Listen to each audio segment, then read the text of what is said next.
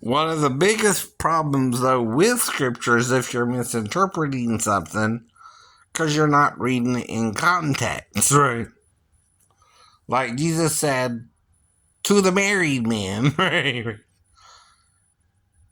If you look upon a woman with lust in your heart, right, you've then committed adultery with her in your heart, which isn't in the flesh, right?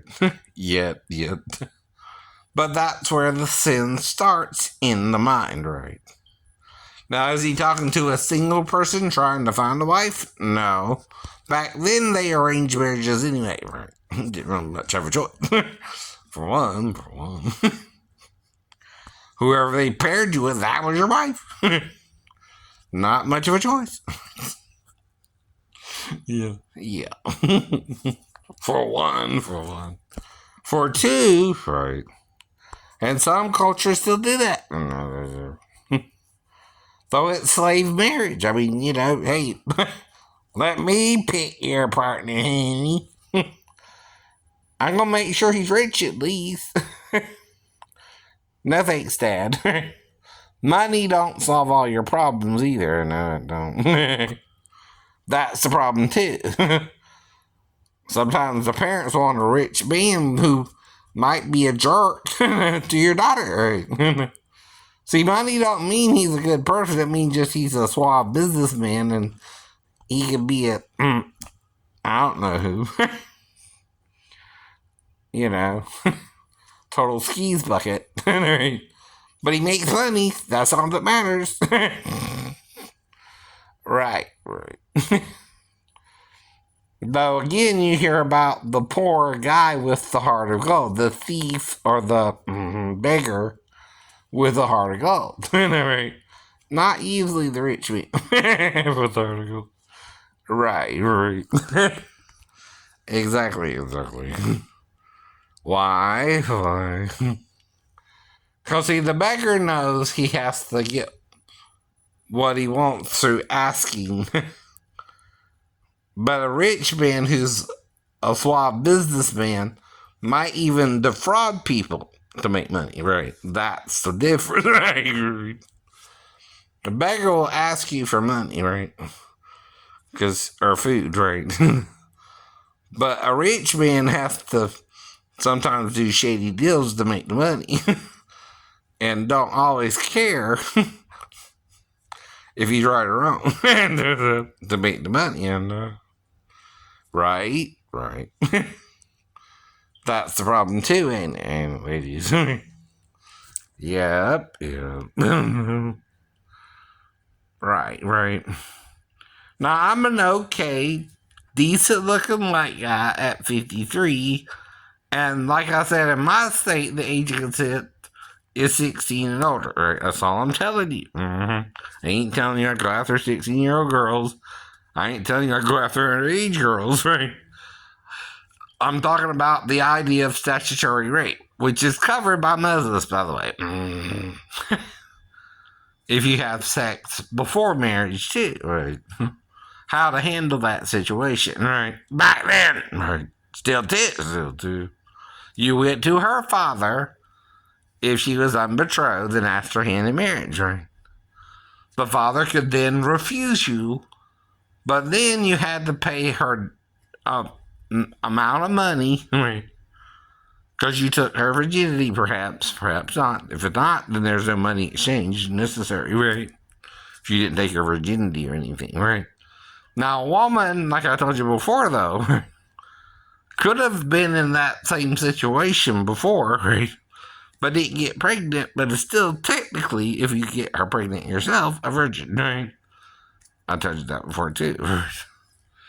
So, sex alone don't mean you're going to get pregnant the first time, but you could, but it all depends, right? On the timing of everything, too, right?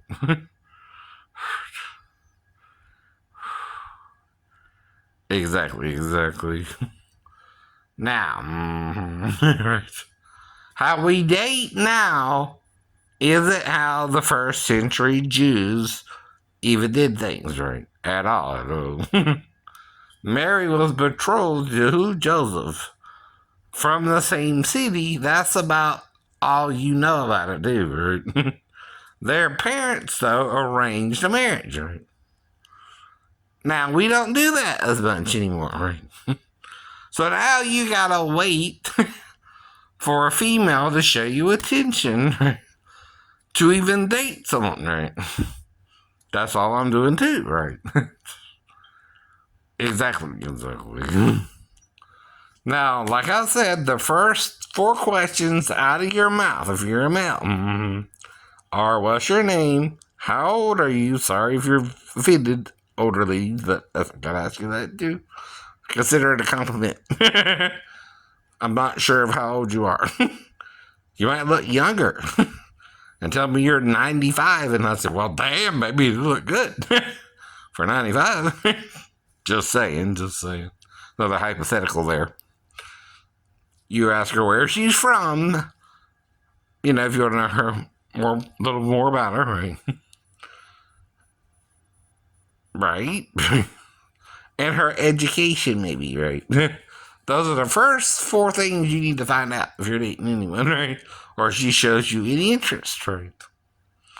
Beyond the, hey, I'm getting something from the store and I'm going back outside, right? As soon as I'm done, right? That's not even really anything but a professional acquaintance you might see once in a while. Right. And you treat it as such initially. Right. Right. Now, if you're sneaking to somebody's house and they're telling you they're having amnesia about you, or having amnesia about who they were last with, or that could mean you have an ex who can't get over you or something, right? Or I have an ex who can't get over me or something, right? And won't let me go, or whatever the situation may be, right? That's what we're dealing with, perhaps, right? Now, the problem is, I'm not going to have sex with the ex if they show up again if I don't have sex with you, but there again, they can black me out, maybe, and try again later.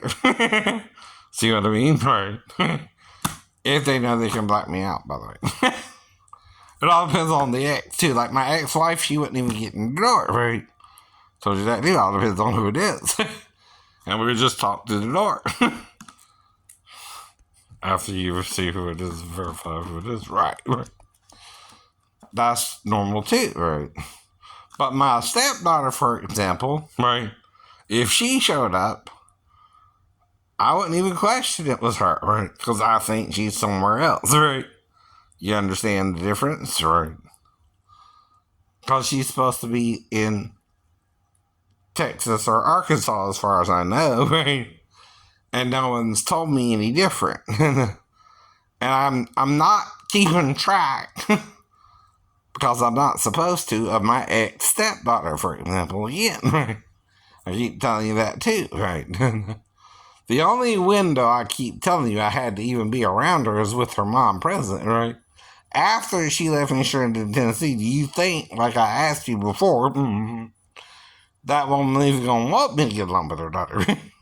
Let alone let her come in there in the middle of the night after I went to sleep. The answer should be usually no. If you don't get that, that's all I can tell you, too, right? The more you dig into that situation, then all I can do is make up a situation, right? Like on SVU or something. Okay, well, I'm sleeping on the couch, for one, right? So you have to come in there for some reason, and it's late at night. Why would you think she was waking you up late at night, right? To pee or go to the bathroom, or she wanted to bath or something? Yeah. Or something to eat or drink. And usually if a child's hungry, they'll lead you to the kitchen. Hell, she might have even wanted to go straight there if she knows there's something in there for her, right? You know what I mean? It all depends, right? So, would you see me as an obstacle to get to the kitchen? Or would you see me as someone she needed help from? Or perhaps herself. At 4. Because I know she wouldn't see anything sexual. Nor would I, just because she woke me up. See? Right. But there are other biological reasons, including helping her pee or take a bath, or at 4. Now, all I know is she was with her dad for 4 days. Right. Before that. And then before I moved back to base, me and her were around each other, but not in a position to really do anything molestation-wise. Right. At all. Right. So I keep telling you, you keep talking about me like I don't really also have an stepdaughter as well, which I do, which you do. That's another problem with you, right? I married the woman who had a child with a man out of wedlock, which legally you can do that too. Right? See, that's another thing, ladies. You can get pregnant without being legally married to the man, right? Just by sex alone. And that don't mean y'all are all right for each other or wrong for each other, or it'll work out or it won't, right? A lot of marriages are more arranged or forced, right? Sometimes too, right? Though who says you don't or can't make it work out? Either. That's between you and your wife, right? But it's also how you treat her, right? Usually if you treat a woman good, she'll stay with you. If you treat her bad, she'll want to leave. Even if you make her cheat on you sometimes, right? That's why Jesus knew the woman caught in the act of adultery either wasn't a happy camper or something was wrong with her relationship with her husband. Two people aren't in the scene, though. The man she was with, her husband, or if he was married or not as well. Meaning his wife, right? All we know is they called her having sex. And was married. With a man who wasn't her husband. That's all they said. So that's as far as you can take the story as well. Now, some wonder if it was Jesus' own wife, right? Could have been, right? Because what would hurt someone more if you're the Messiah and you're saying, forgive adultery, but your wife is committing adultery, right? On you? Right. Did you really say that yet? No. But yet you found out she did. But they bring only her to you. Not the guy she was with either, right? Well, the law says both of them were to be stoned, not one or the other. Anyway. According to the law, if that's what they wanted to stone her by, they couldn't stone her alone. She was with another man, right? That's called a loophole, by the way. In a law. When you are supposed to stone both, and you only stone one, right? Or want to stone the woman and not the man, right? You're trying to split hairs with the law. Yourself.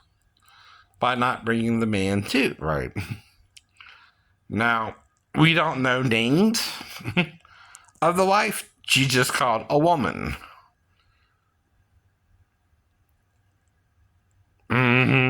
You think?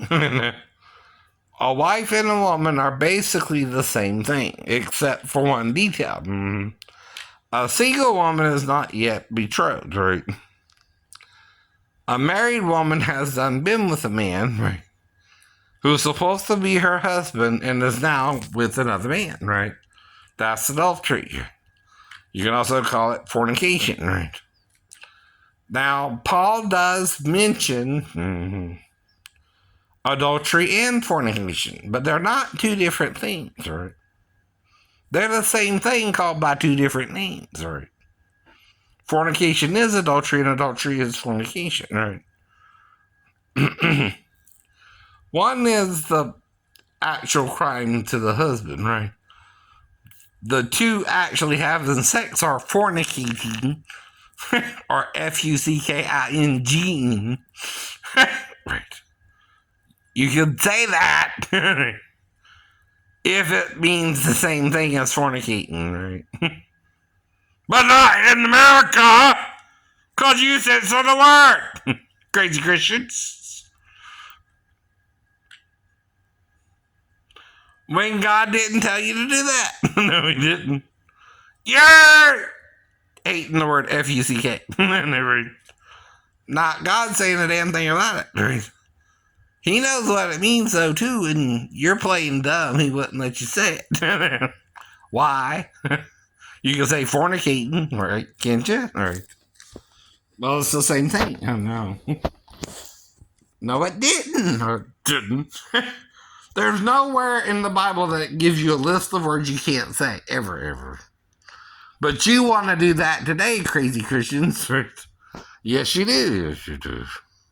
And you don't care. And that's your whole problem. When you don't care and you make crazy rules, you're only adding to your own frustration when people say the word anyway. You know what I mean? Because some people are like, F you. I'm going to use the word anyway. You can't control the words that are coming out of my mouth. Let alone understand it. You see what I mean? But don't get mad. What? Get even? And what you gonna do about it anyway? It's just a word. It's an effing word. It's just an effing word. And you can say fornication, but you can't say the Fuck part of it. Huh? Hypocrite. Right. Condemning one word that means the same thing as the other word don't mean you're not saying the same thing just because you're using a shorter version of the word. Now, the only letter not found in fornication is a K. Yeah. Fuck. FRONICATION. Right. Where's the U? I don't know. Fornication in U or in A? I don't know. Who told you the word fornication? King James? King James. Okay. And who came up with the word Fuck? Brothers, sisters, I don't know. Somebody did. Right? We've heard the word before. Exactly. But it's the usage. If you're saying quit each other, and you think they're each other, is it the same as quit fornicating? Right. Yeah. Who told you it was a bad word? Some preacher? Yeah. Who's this preacher who thinks the word Fuck is not as the same as fornication? When it is the same. And what is his agenda? Is it to condemn you for saying the word, like Satan would? You know, because what, Fuck is more graphic than fornication? What's the difference? A U and a K, maybe? They both have an F and a C at least. But it's only a vowel or a consonant that bothers you with the word, right? Its meaning is the same thing. You're having some kind of form of illicit sex, right? So I can't say the word because you don't like the sound of the word. Does it itch your ears when I say it? Does it make you think, oh, I'm thinking bad thoughts towards a woman that I shouldn't be thinking them? It should. It's the same thing Jesus said. The first problem is when the thought of lust enters your mind. Right? Not the fornicating part yet. See, one, you got to plan the fornication part. Once you determine you find a woman that's not your wife attractive, right? If you're not married yet, too. Right? If you're unmarried and you don't know someone's married, you're looking but not touching yet, right? Another thing you can do, look without touching. But if you touch, ask the simple question, are you single or married, right? All you gotta do, right? As simple as that. You don't know. Now, if you know you're married and you're still married happily, right? You still can't approach a woman you work with like they do in the movies, right? And be with her, even if she's prettier than your wife. You married her, like Jim Carrey said.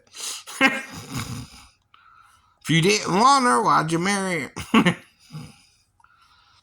And you want to give her back, well, okay, divorce her then. See, that's the point too, but you're committing adultery. Yeah, you are. But not simply because your father and mother arranged a marriage. You're just finding fault sometimes with the woman you were arranged to marry, right? even, right? And she might not be Miss America, the beauty queen, right? But she might not be, Bertha Butt, the ugliest woman on the planet. I'm just saying, hypothetically. Either. But what if she is Bertha Butt? You still were given the choice to accept the arrangement or not, right? It's usually a year engagement and then you're married, right? Even with Joseph and Mary. Mm-hmm. How do I know that?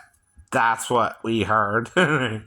All Christians and Jews know that in that time, their arranged marriages were usually a year, right? Now, if Gabriel told Mary and was an angel, could there be a man in the village named Gabriel? I don't know.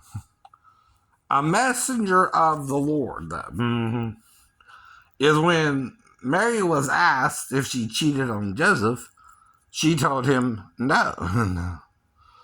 I don't know how I got pregnant. But Gabriel determined her pregnancy was not adultery and let her marry Joseph anyway, though Joseph himself was married until an angel spoke to him about it, right? In a dream, I guess, right? Maybe. And again, there's the problem again, right? Should he put her away privately or marry her too, right?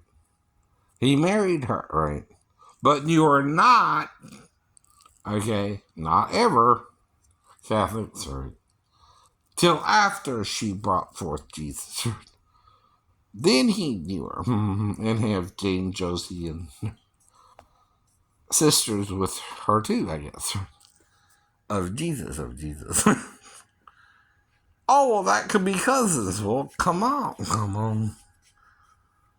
Do I say cousins, which is also in the Old Testament, right? Which is your brother's children, right? Mm-hmm. Joseph, if he had a brother, or Mary, if she had a sister, her sister's children, right, will be Jesus' sister's children. And that's how you would say it back then, ain't it? Mm-hmm. You wouldn't say his brothers and sisters, are they not all with us, right? No, you would say, if he did have cousins, aren't his sisters, mothers, sisters, children with us, right? Something along those lines, right? You don't really mix a lot of words back then, right? And not know what you mean, right? When you say brother or sister, right? Either, right? Some people have a problem with that, right? And want to venerate Mary into something that goes beyond her role other than bearing the Messiah, right? Now, like I said, two reasons a woman can conceive by herself, right? One, she's a hermaphrodite, and two, a being from heaven got her pregnant without sex. Which means involvement of technology scientists, right, that you have now can do it, right? But they couldn't 2,000 years ago do it, right? But she still wouldn't actually know a man, right? As well, if you understand, but was a surrogate mother, right? As if Jesus was an embryo planted in her womb, right? Which again, if you're a hermaphrodite and you get yourself pregnant and you didn't know what you were, that's the same thing, right? By the way.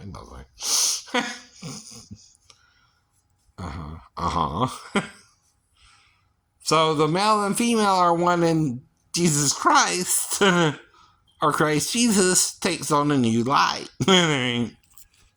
If she's born of a seed of a woman, right? Well, what is the seed of a woman? A woman who has a penis?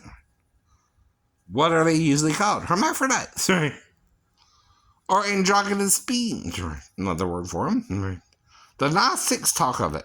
How can a woman conceive without a father? Right? Is she androgynous? And would she bear an androgynous child? Yes. To both questions, right? She is her own seed, right? She don't need a man. Literally. But you're not thinking that way, right? Either, right? Because you're thinking like carnal men who don't even know about hermaphrodites, right? The Greeks knew about them, right? But not the Romans or the Jews, right? Neither one of them knew about them, right? Or really acknowledged that, right, as being a thing, right? But the Greeks did, right? They even had a god called Hermaphroditus, right? Now, of course, being a Christian, we can't use a pagan goddess and god, right? And their name as a replacement for Jesus' name, right? Right. I know that. Exactly. But you can, right, call him something else, like androgynous, right? Which is man, woman, as one. Where do we get this possibility? Corinthians 11, right? Andro and Guinea, right? Is where the Gnostics can say Jesus was androgynous, right? Because the male and female are one in Christ Jesus, right? Galatians 3:28. And neither is the man without the woman or the woman without the man in the Lord, right? It's only one Lord, right? So if I stayed after that by one Spirit, you are all baptized into one body, right? Whether Jew or Gentile, I've uncovered the man and woman, right, are also in the Lord Jesus Christ, right? And I'm backing it up by Galatians 3:28. In the mouth of 2 or 3 witnesses, Paul said, every word shall be established. And in the old, God says, I'm not a man. But yet you refer to him as male. The only way to be not a man and a man is if you're both, but neither, right? So you're also a woman, but not a woman. Though, like I said about the name of God, Yahuwah, and Yahoo is from Eliyahu, right? And Sar and Sarah.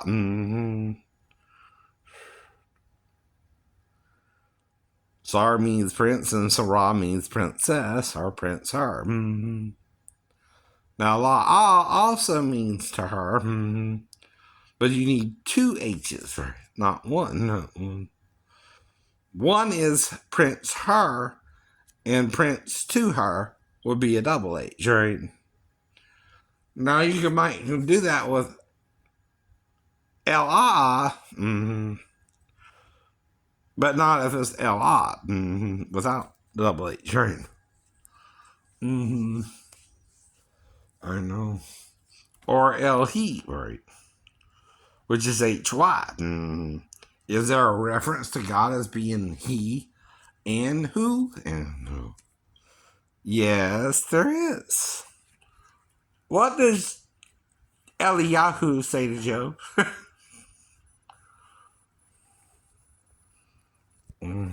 Or El, who say to Job?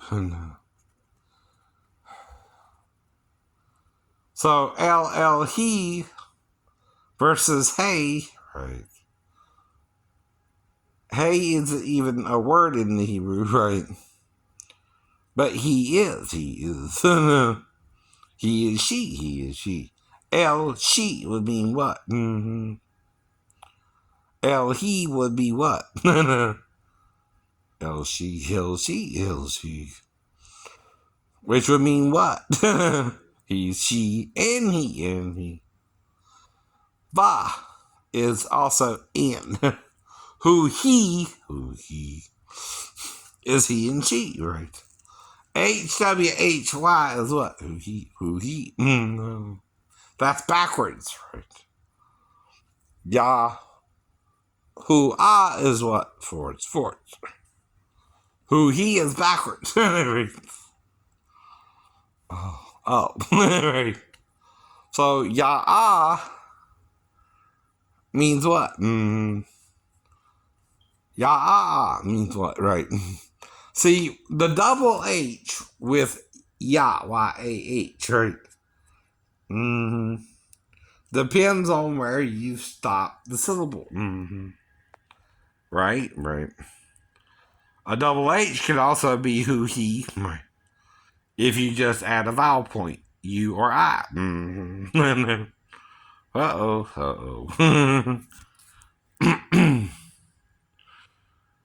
Why would Moses double the H, right? Though it's not until the Psalms or the Proverbs or later on, right, that the H is actually doubled. Unless praise ye the Lord is used in the Torah. Is praise ye the Lord used in the Torah? Is hallelujah YHH used? Could also be who he too, right? You just don't know where the vowel points go anymore. That's the problem too, right? And all it is simply he, she, right? Both as one in the same body, right? From Corinthians, right? 12 and 11, right? And Galatians, right? And then Ephesians talks about us all being one through his body on the cross, right? Starts off with the circumcised versus uncircumcised male, which is the Jew or Gentile part, right? So it also includes the bond and free and the male and female through his body on the cross and flesh, right, are now one, right? Even Battle of the Sexes, right, ends with Jesus being both on the cross, right? You see what I mean, right? And Satan is messing with you, getting you to be carnal men following the image of a male. Lying to you, he had to be a male or female. No, he's God. He can be any flesh. All flesh. Okay.